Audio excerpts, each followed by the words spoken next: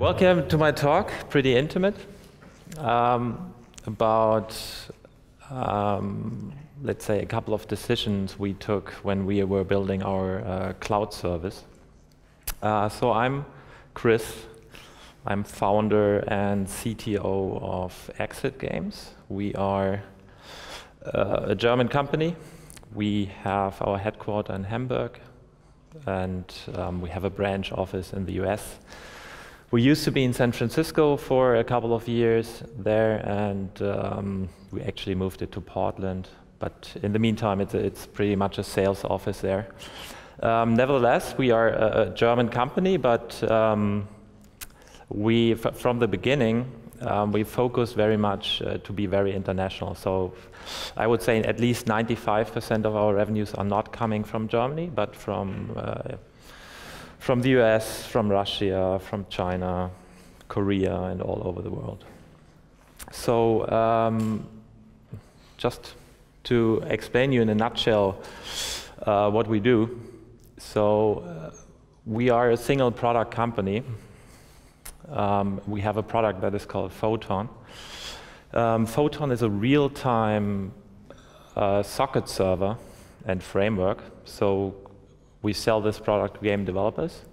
So game developers are using our product to build synchronous, real-time multiplayer games across different platforms. So we decided to do this middleware stuff, and we do this since actually 2003. We are focusing on this area. It was much too early back in the day, so 9 years ago it was pretty visionary. So we thought this whole topic would come along pretty earlier. But actually now seems to be a really good time to do this kind of stuff.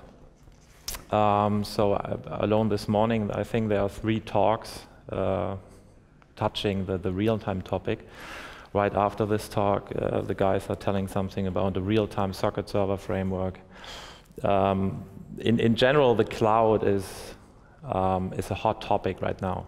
So Amazon with its cloud services, LeaseWeb with cloud services, then all these service companies like Exit Games building cloud services.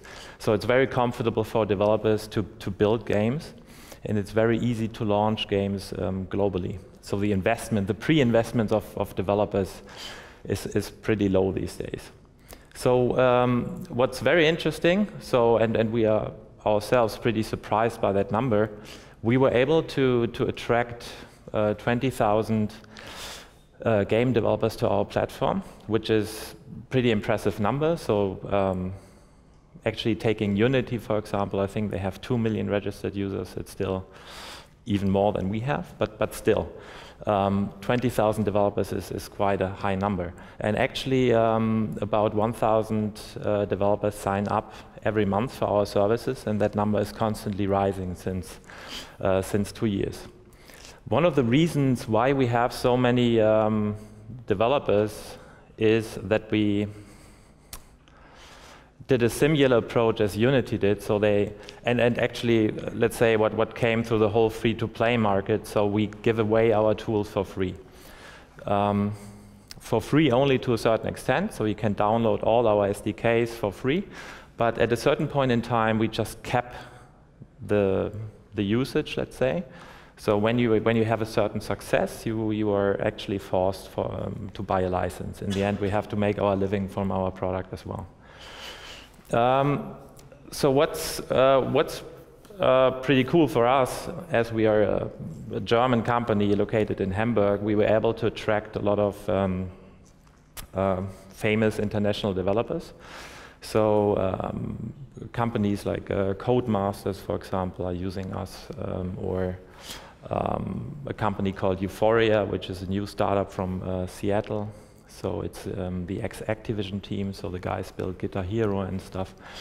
A company from Russia called Nival and Cranks. Then we're doing business with Warner Brother Games. So, and that's pretty fun for us as a, let's say, German company to attract players all over the world. So to focus a little bit on exactly, so what is Photon and what exactly does it do and what it doesn't do. So I tend to compare us with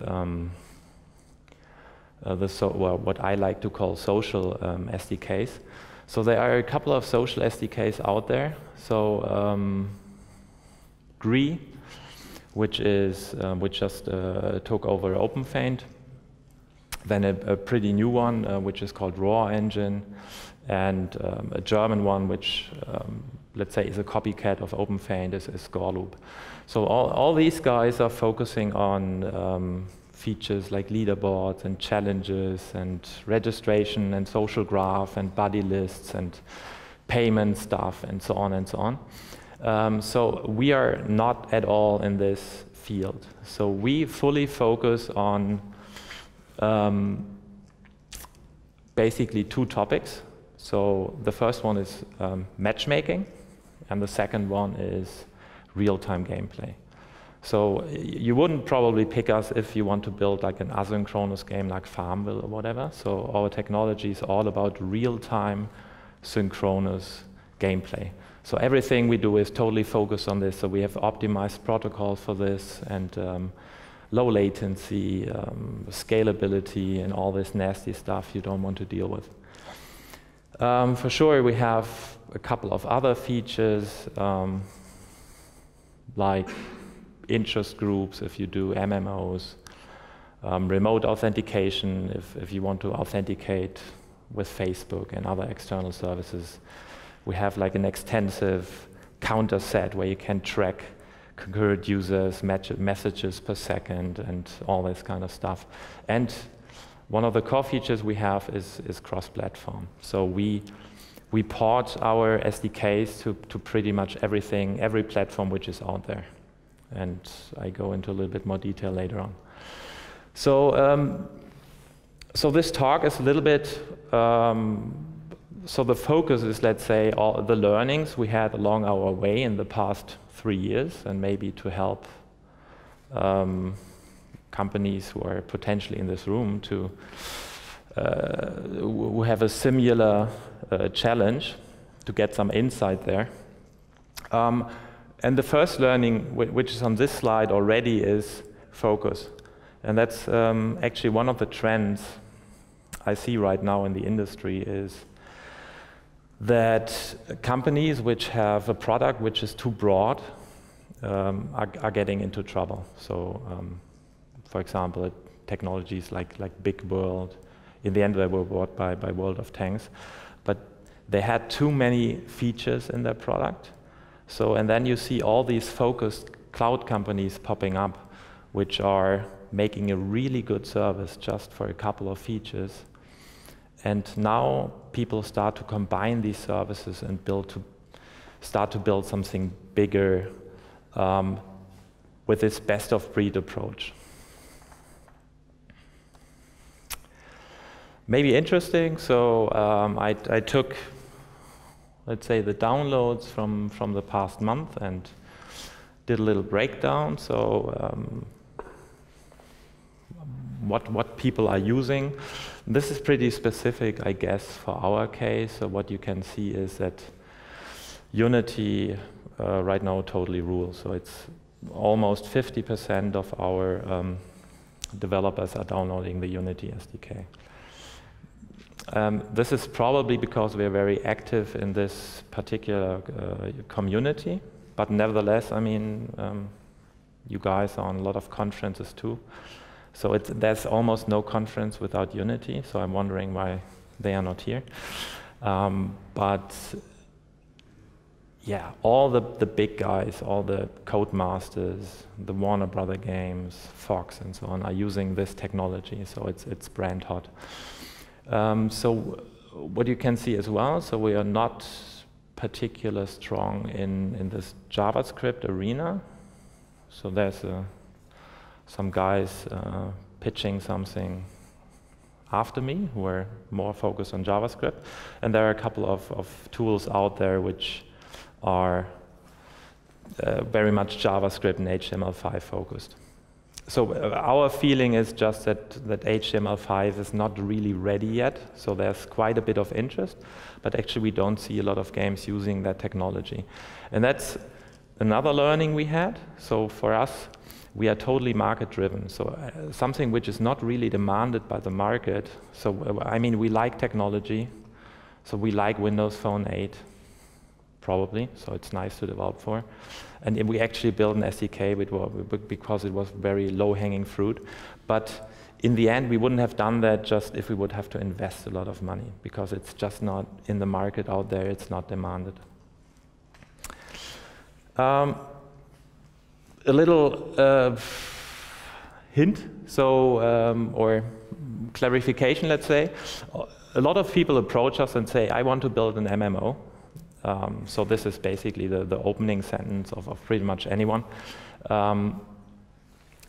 So traditionally, let's say, MMOs were stuff where World of Warcraft was an MMO. So you enter a world and you are there with thousands of people at the same time and stuff like that. So what I like to do is I divide games into room-based games, which are races and first-person shooters and this type of stuff, and MMOs, where you actually have hundreds of people on the same world.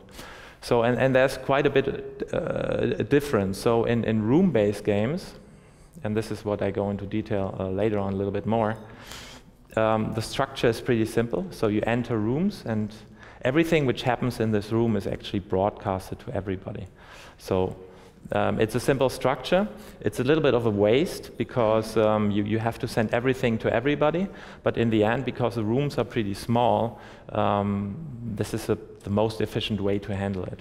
So in MMOs, it's different. You need technologies like interest management to actually cover and say, okay, I only want to send around stuff of people which are in my vicinity. Couple of examples. Just a recent game which was launched in our technology is Formula 1 Online from Codemasters. I think it's pretty well done and executed. I think it's pretty successful as well. So I don't know the numbers. So on the upper right side, it's a game called Offensive Combat. I don't know if anybody has played it. It's from the Euphoria guys, this ex-Activision team, and so they invest massively in first-person shooter, and it's a pretty crazy first-person shooter. So you run around as a chicken and stuff. So it's kind of crazy. So we will see if they are successful with that concept.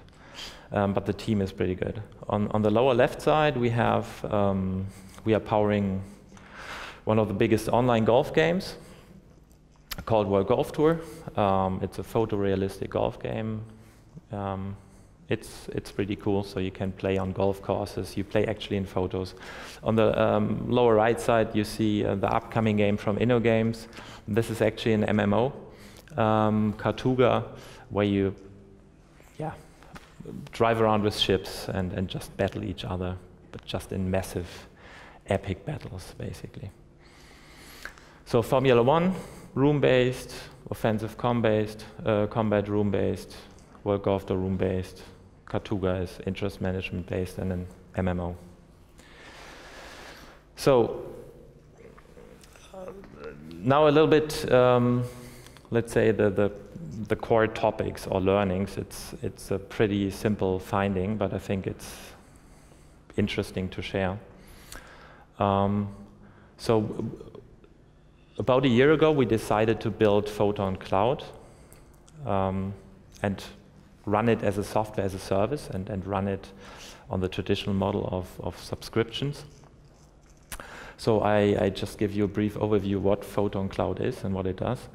Then I explain you a little bit, okay, about our design goals, what we had in mind and requirements. So, and then we came into the situation where we had to decide, so how are we going to host this?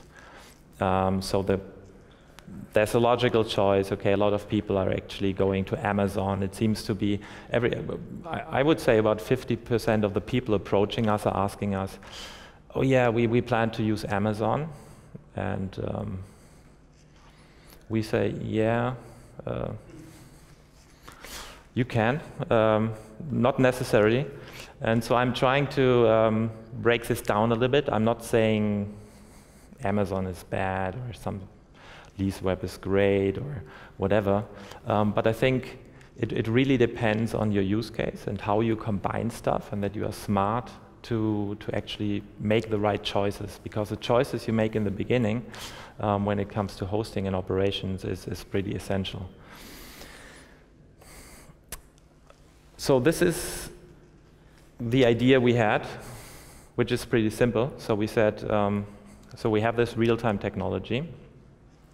We want to offer it to everybody on the planet, to all the developers. We want to make it available.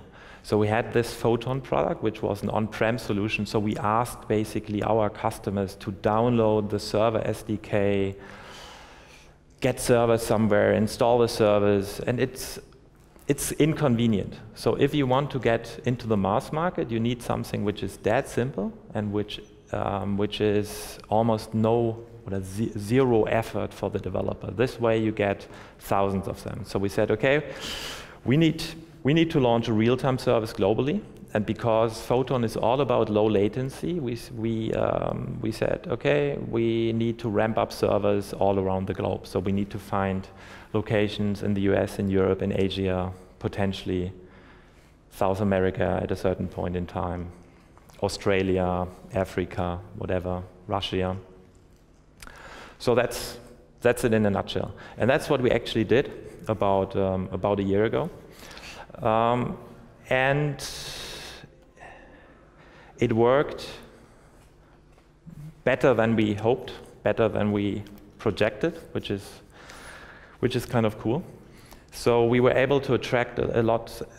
Well, we thought this product is for indies. So 20,000 registered developers, probably 19,000 indies. I mean, we have registrations from BioWare and so on. So these guys download our SDK. So we seem to have a good awareness in the market. But the cloud product we thought this is so simple, this product will not be used by bigger companies. But we have actually a couple of big companies were using the cloud and were totally happy with it. So Glue, which is one of the biggest free-to-play companies in the world, said, okay, yeah, that's great. We want to differentiate all our titles in the future, and we built real-time multiplayer into pretty much every game. And they picked the Photon Cloud for that. So it's not really a AAA developer, I guess, but it's a pretty famous one. But what's fascinating as well, we were enabling successful indies. So on the lower left side, you see a game that is called CS Portable. It's called Critical Strike, but in the end, it's a Counter-Strike port. It was done by a Finnish team of 2 people, so ex-Supercell guys. They took Counter-Strike, actually the real artwork, and said, okay, let's bring it to Android. It was just 2 people. And so it was so successful that just within 6 weeks they had, I think, 4 million downloads. And they decided for Photon Cloud, and because they used our cloud, they didn't have any investment, upfront investment. They could launch the game right away in the US, in Europe, and in Asia. The most successful region actually is Asia. Asia for us means Singapore right now. But nevertheless, and they say, thank you for building Photon Cloud. And that was fueling us, and we said, okay, cool. On the right side, this is actually our biggest game on the cloud. And it's a single guy, it's a Russian guy, and he builds a Minecraft type of game. It's all in Russian, so I have no idea I can't even read it. And he publishes it only in Russian social networks. And every single day he has 25,000 concurrent players, which is quite a bit. So I have my rule of thumb calculator, what that translates into monthly active users. So that's a couple of million monthly active users on that game. He was so surprised by the success that he let's say he couldn't really monetize the game really well. So so he tried to negotiate really hard. So we had an indie offer on our cloud where we make a loss. But we said, okay, you can only do 1,000 CCUs for that offer. It doesn't make sense for us. But we actually helped him. So for 6 months or so, he was running 25,000 CCUs with an indie offer, which is kind of crazy. But from his revenues, he was still an indie, actually. So design goals of our cloud was pretty simple. So we wanted global hosting, so we needed a partner which was able to actually deliver hosting centers around the globe. So we wanted to build something which has an unlimited scale, so that we can help companies which have 100 CCUs or even 20 CCUs, but we want to have companies which have 200,000 CCUs. Operations-wise, Exit Games is a very small company, so we are 13 people,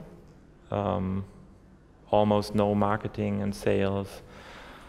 I'm doing sales as a CTO, which is a bit weird as well. And we wanted to be able to manage this cloud by a very small team. So basically, I have just one operations lady, Nicole, who's dealing with all the deployments, updates, is managing all the servers. From the architecture, we are pretty simple. So we don't have any persistence, so we don't need storage and stuff.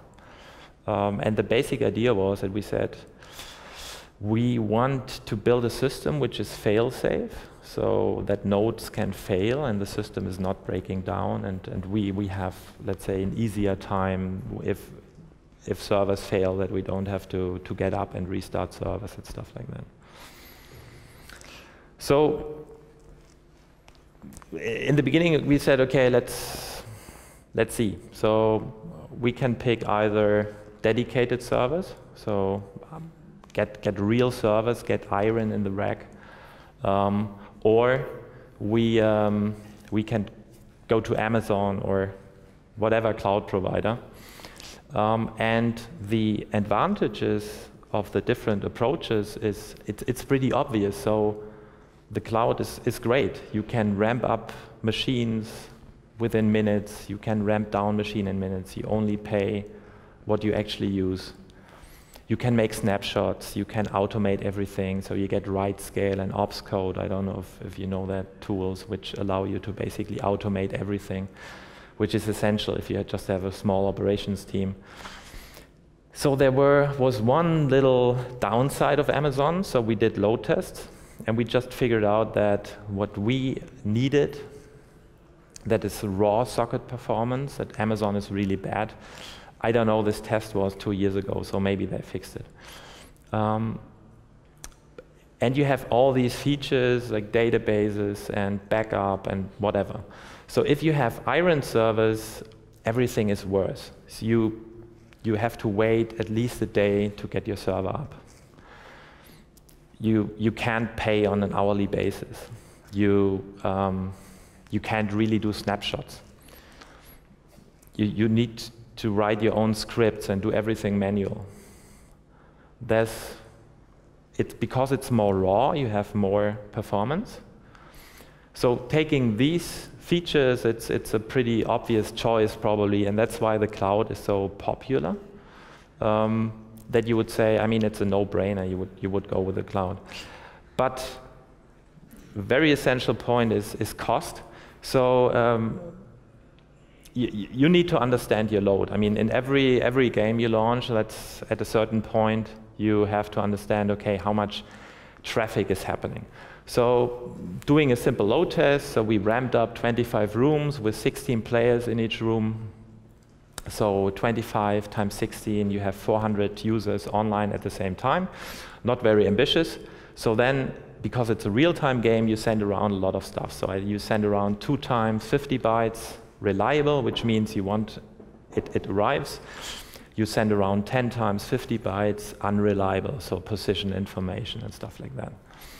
So Photon is very tuned for these kind of scenarios. So on a single CPU, so this is basically just a normal workstation, Windows 7, 8 GB RAM.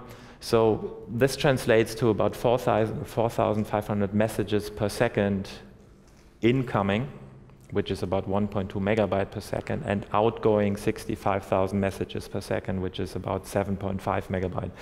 If you add those up, it's adding up to 8.7 megabyte, and this is basically your network card. Let's say most PCs have gigabyte network cards, but a 100 megabit card is saturated, so it's completely full. The CPU is still a lot of room to breathe, and the client round trip time is pretty nicely. So what you can see, we need pretty small servers, pretty simple servers to actually saturate. So what does it mean in terms of, well, first off, we are approached by a lot of customers who say, yeah, I want to build an MMO and I think I have 2 million CCUs. And we say, what? No, I don't think you are mixing stuff up here. So this is what we usually come up with, and this is our usual answer when it comes to translating from downloads to CCUs.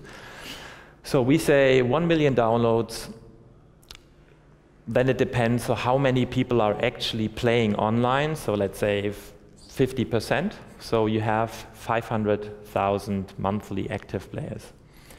So then we say about 10% of those monthly active users are actually daily active. So this translates to 50,000. And then 10% of those daily active users are actually playing online at the same moment in time, which is about 5,000 users. So I just, a couple of days ago, I just browsed some Synga stats. So for sure, it really depends on the type of game you have, but this is pretty okay. It's actually pretty aggressive, so you are definitely on the safe side if you use this calculation.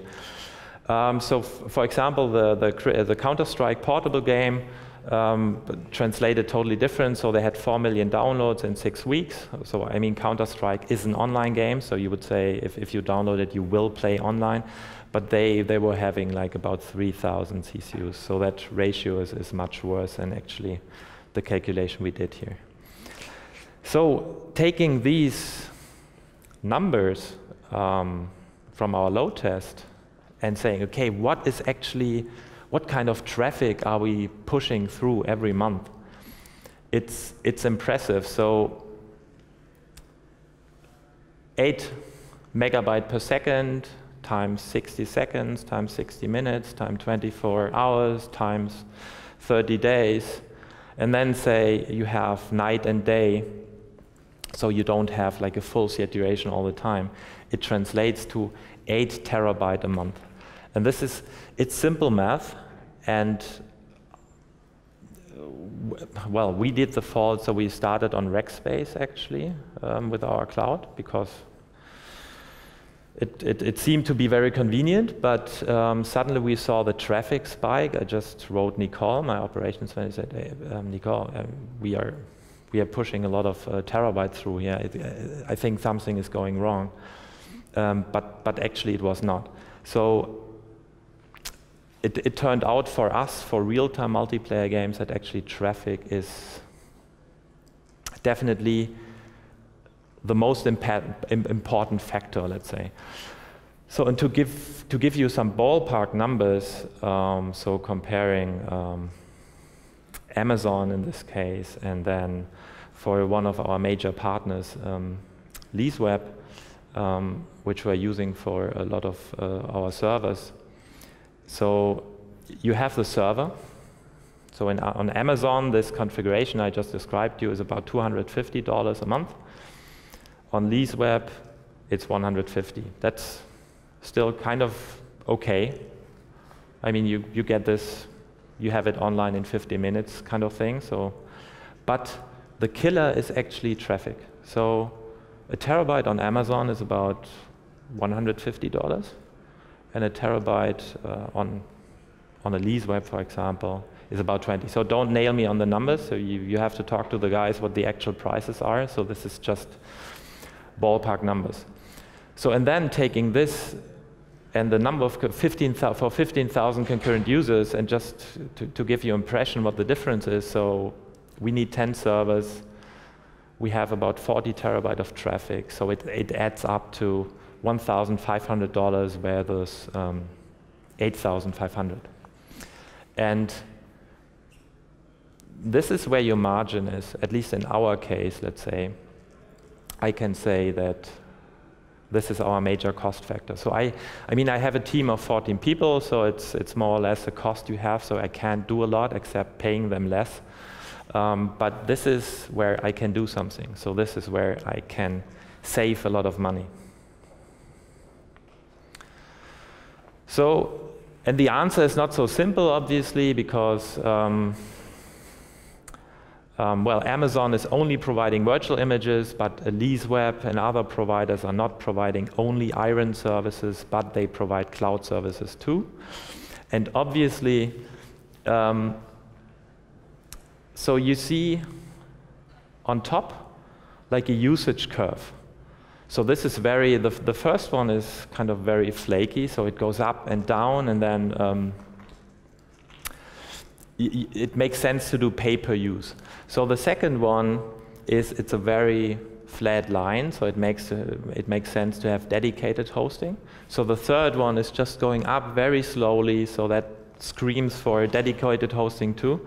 So and the third one is interesting. So you have all these peaks. So you don't want to buy fixed servers for those peaks. So this is the time where you actually chime in the cloud. So you ramp up machine. I mean, if you detect in your systems, okay, you have a spike, you're actually ramping up a couple of machines. If the spike is going down, you're just ramping down. So global presence was important for us. So we have worldwide a couple of providers, like I said. So LeaseWeb is one of our main providers.